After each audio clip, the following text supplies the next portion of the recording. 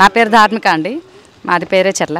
స్థానికంగా అంటే అందరికీ తెలిసిందే కదా, రోడ్లు సరిగ్గా లేవు, నెక్స్ట్ ఎడ్యుకేషన్ సిస్టమ్ సరిగ్గా లేదు, అది ప్రజలకి సరైన విద్యా వైద్యం కరెక్ట్గా ఉండాలి, ఆ ఫెసిలిటీస్ ఏం లేవు. నేను కూడా డిఎస్సికి అప్లై చేసి వెయిట్ చేస్తున్న వాళ్ళలో ఒక బాధ్యతరాలని. 5 years నుంచి వెయిట్ చేస్తున్నాము. మొన్న టెట్ రాసాము, ఆ టెట్ రిజల్ట్స్ లేవు. రెండింటికి 2,900 2,000 రూపాయలు కట్టించుకున్నారు. సరే, ఎగ్జామ్ ఎప్పుడు జరిగిద్దో తెలియదు, రాసిన దానికి రిజల్ట్స్ ఎప్పుడు వస్తాయో తెలియదు.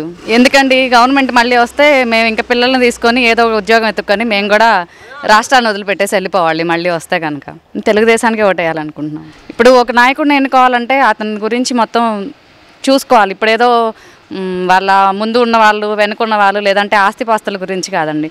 ఆయనకేముంది, ఎట్లా వచ్చారు అని చెప్పి చూసుకోవాలి. ఆయన ఎడ్యుకేషన్ గురించి కానీ, ఎలా ఎదిగారు అని కానీ అందరికీ తెలుసు. వాళ్ళు ప్రజలకు సేవ చేయాలన్న దాంతో వచ్చారు కాబట్టి మేము ఓటేయాలని అనుకుంటున్నాం.